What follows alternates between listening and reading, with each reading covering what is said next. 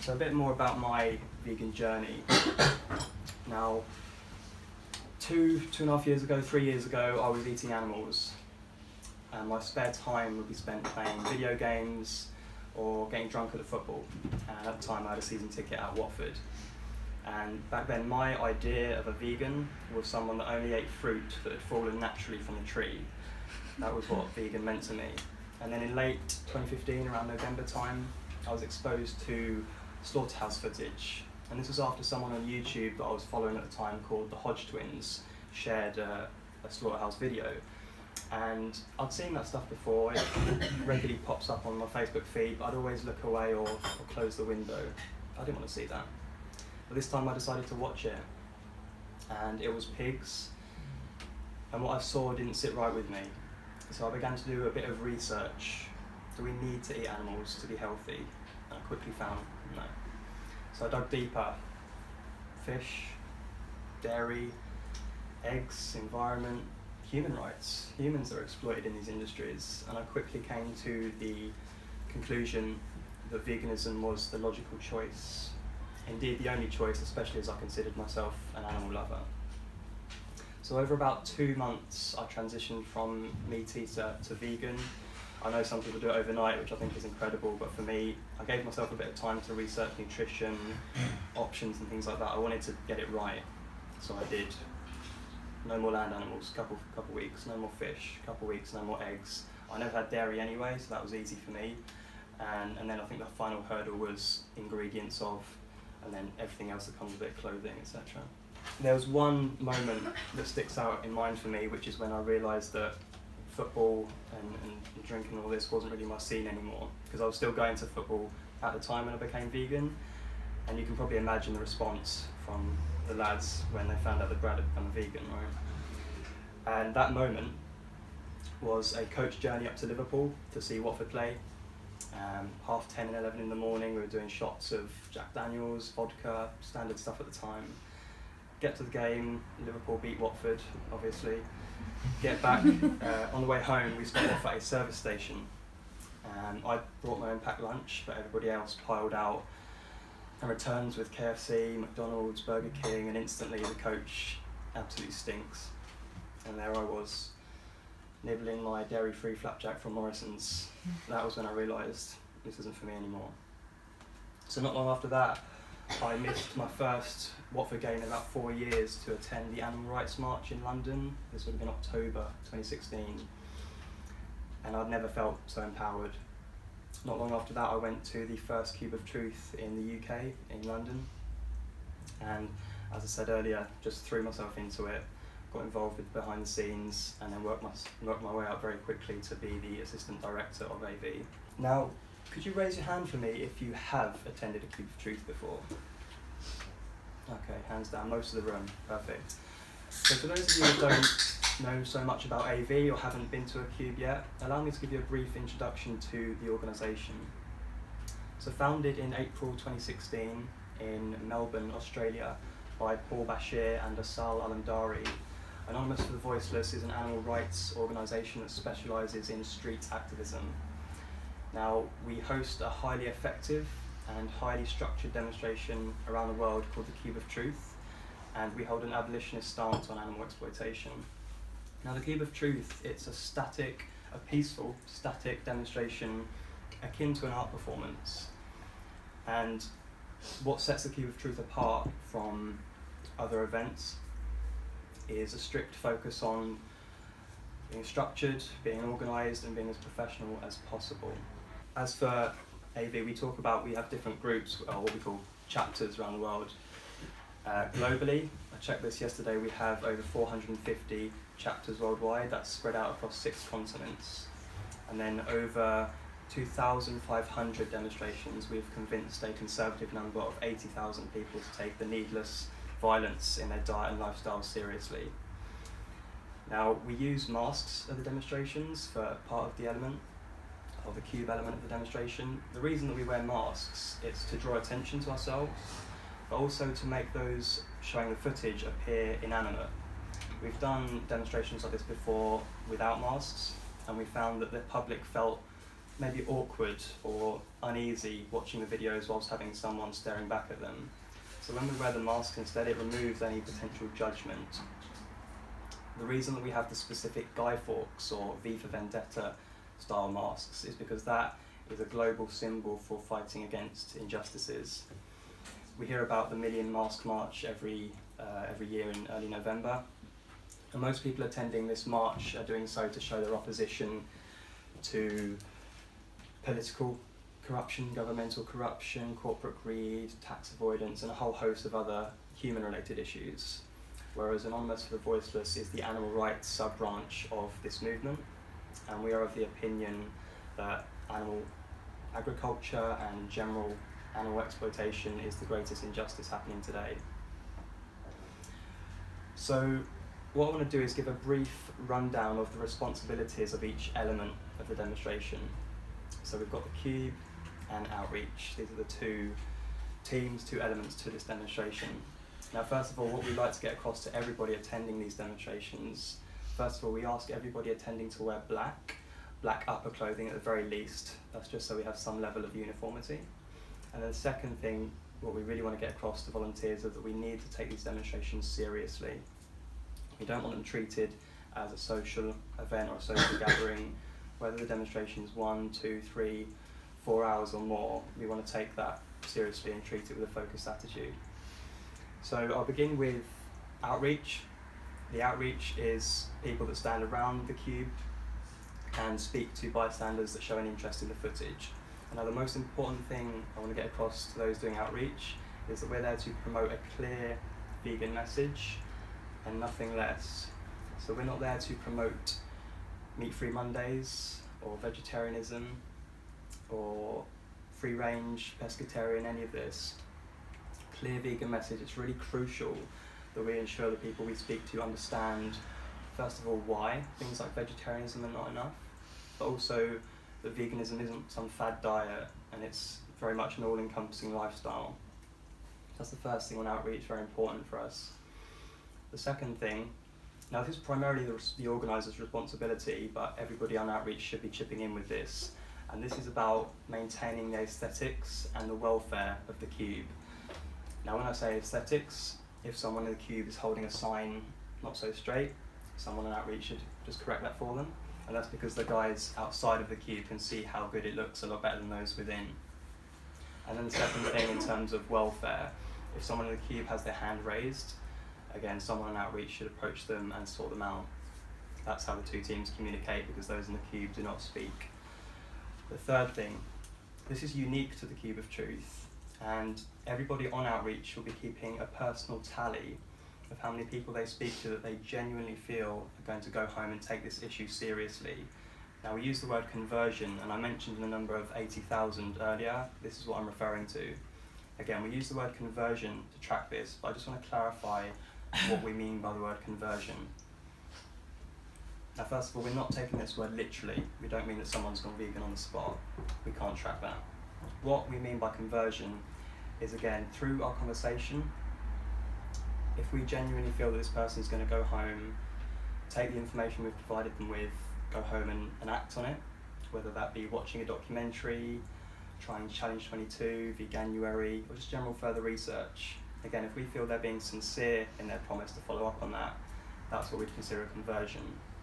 Now, to gauge people's sincerity, it's not necessarily what they say, more so how they say it. Because you could have a 5 or 10 minute chat with someone, they'll take a card and they'll say, yeah, I'll look into it. It's not very convincing. What we look for is their body language, their reaction to the footage. Are they upset? Are they shocked? Also, the level of engagement in the conversation. If they're asking lots of questions, do they genuinely seem interested? That's what we look for, and that's what we would consider a conversion.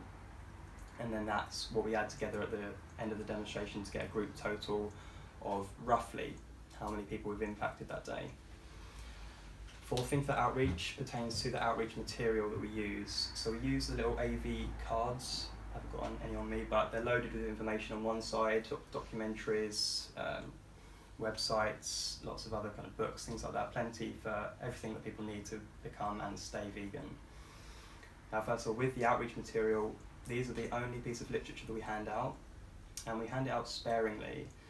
This isn't a trade show, and we're not there to hand out leaflets or cards to everybody that passes by. Really, there's only 2 scenarios where we would hand out a card. That's A, if someone asks for one, and B, if we're having a conversation, we could offer it to them at the end. Again, we're very sparing with them. Now, in terms of approach, we do not encourage people to come and watch the videos. We set the cube up in a way that it pricks at people's curiosity, so we allow them to approach out of their own curiosity and their own interest. And then we only engage in conversation with people that stop to watch for a significant amount of time. Now, what pertains to a significant amount of time really is down to your judgment and your own common sense. It can vary based on things like the foot traffic, the number of outreaches available, but again, it comes down to common sense. If someone stopped for 2 seconds to watch and we jump on them, a bit too soon, but again, common sense with that one.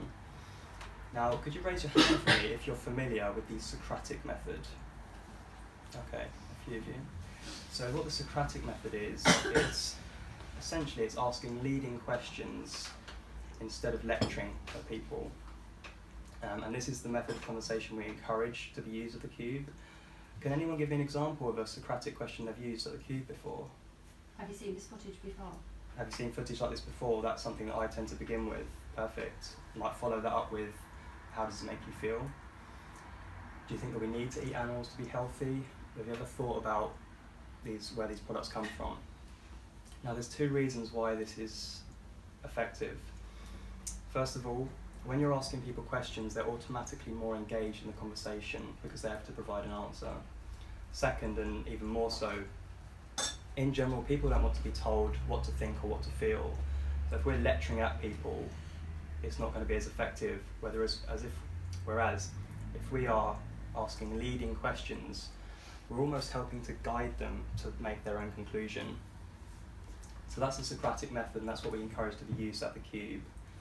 And then the final thing I'll mention for outreach, really obvious, and it actually applies to everybody at the demonstration, but certainly those on outreach, and that's the need to remain calm, respectful, polite, and professional when we're talking to people. Again, 2 reasons for this. First of all, if we react aggressively to people's excuses or objections, their defences are going to go up, and we're never going to get through to them. So let's have an example. If someone says to us, but what about plants, they have feelings too? If we respond and saying, are you an idiot?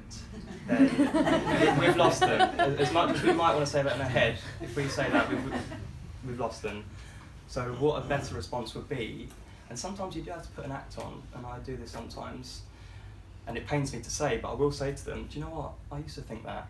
However, then I considered that plants don't have a central nervous system, so they can't feel pain. And then you could kill that conversation by saying, let's pretend plants do feel pain.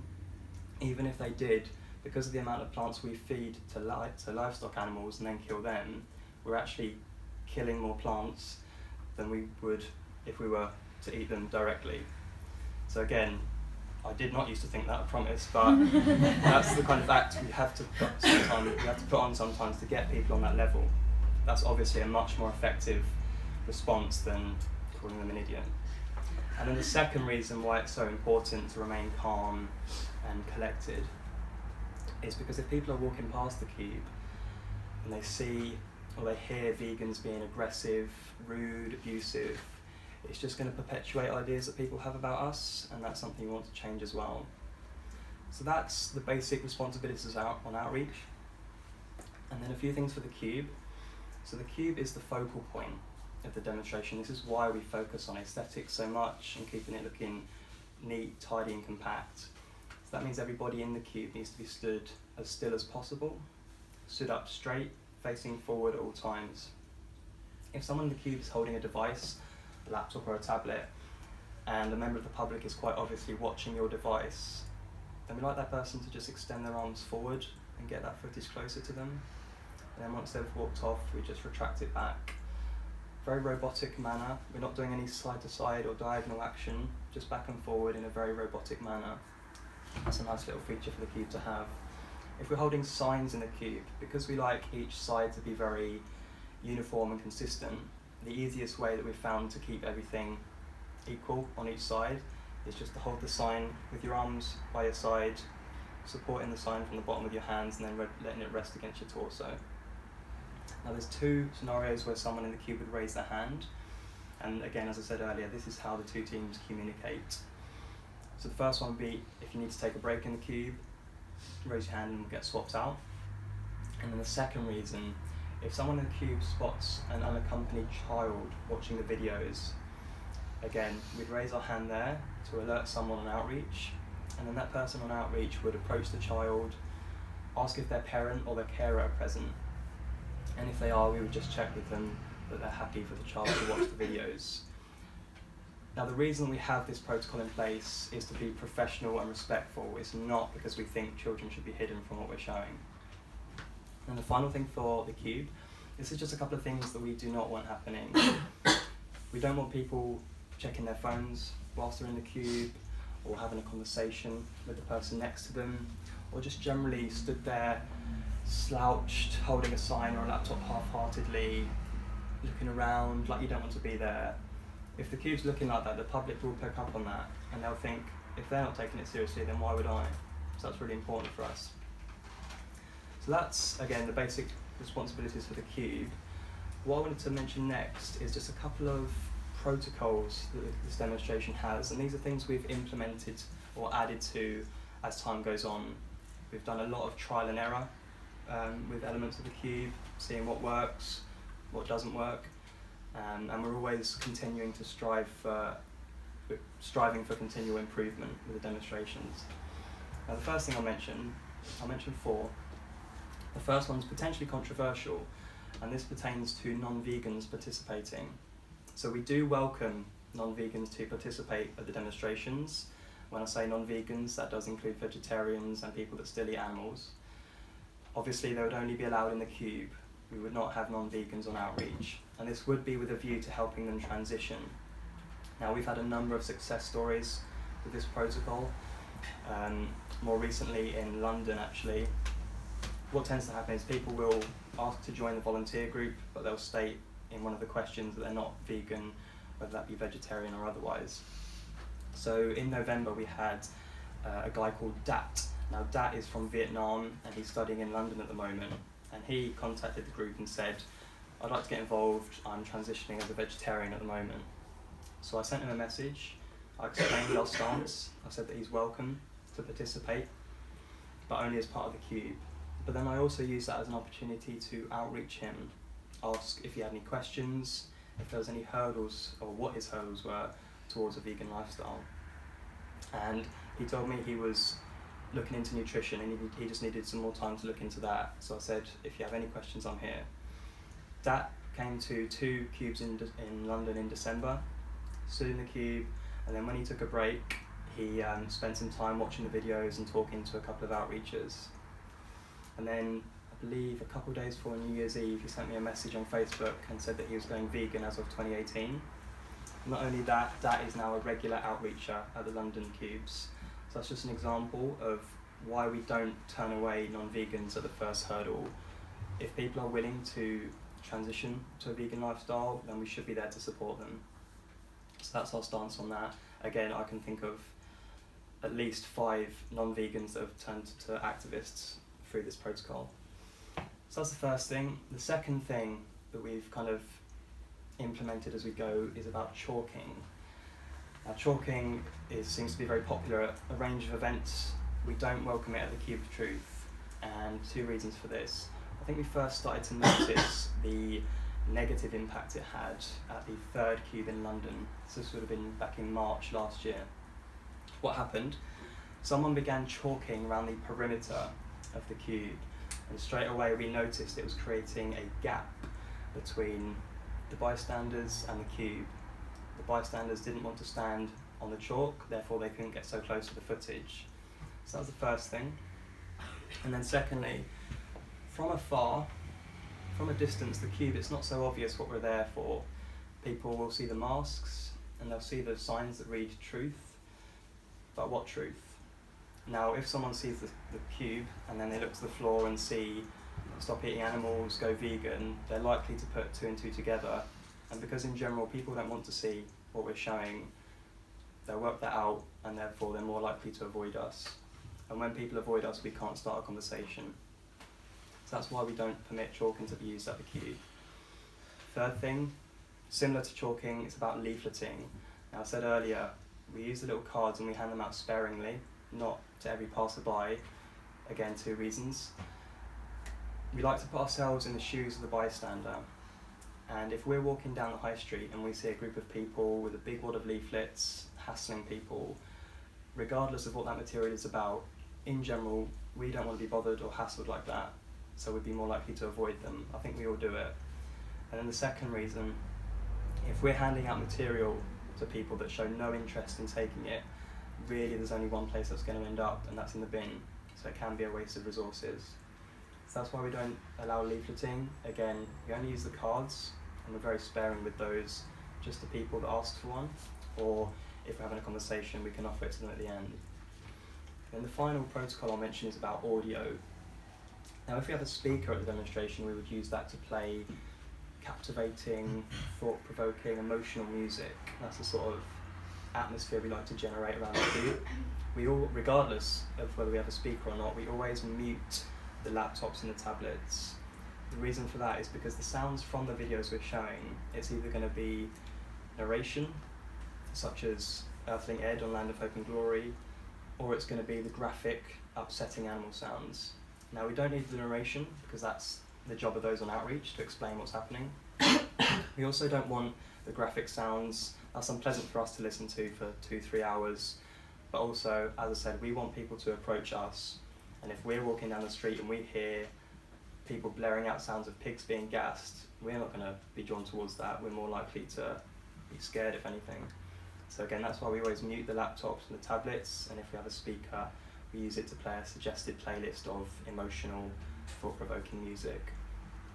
So I'll finish by saying, of course, we want people to attend these demonstrations, and we want people to enjoy doing so. And for the most part, people do, and a lot of that enjoyment comes from meeting like-minded people, and also feeling like we're making a difference by attending, which we are. However, I've mentioned it a couple of times today, and can't stress the importance of it enough. We need to take these demonstrations seriously. We can't treat it as a social event, plenty of time to socialise afterwards. For me, if the cube itself is looking tight, compact, aesthetically pleasing, it just sets the scene for a positive and a productive demonstration all round. If you guys take anything away from my talk today, please make it this: the more professional we operate, the more the public will take us and the message seriously. Thank you so much.